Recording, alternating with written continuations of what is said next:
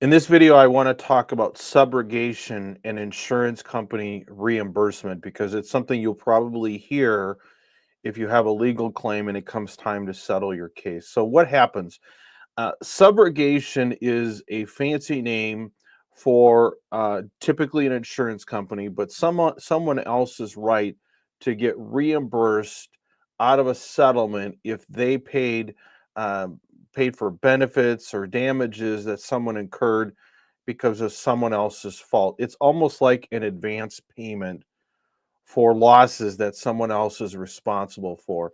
For example, if you're involved in a car crash and you have to go to the doctor and you use your med pay benefits under your own auto insurance policy, let's say they cover the ambulance bill and the emergency room, and then later on you go and you bring a claim against the other driver and their insurance company and settle with them.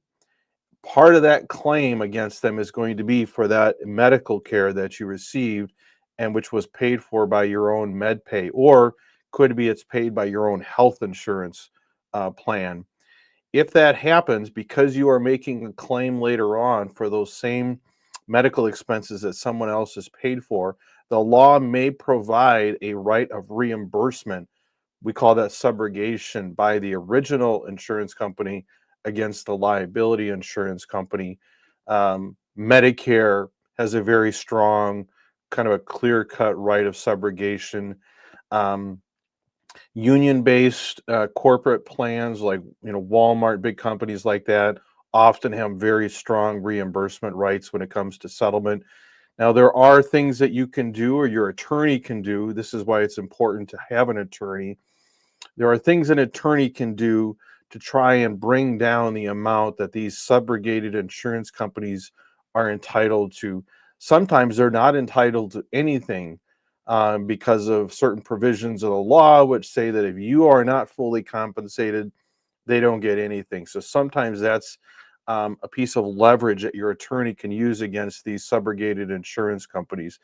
Sometimes your lawyer can get them to reduce their claim to account for the fact that you had to hire an attorney, even if you're paying on a contingency fee basis, which most personal injury cases are done on a contingency fee basis.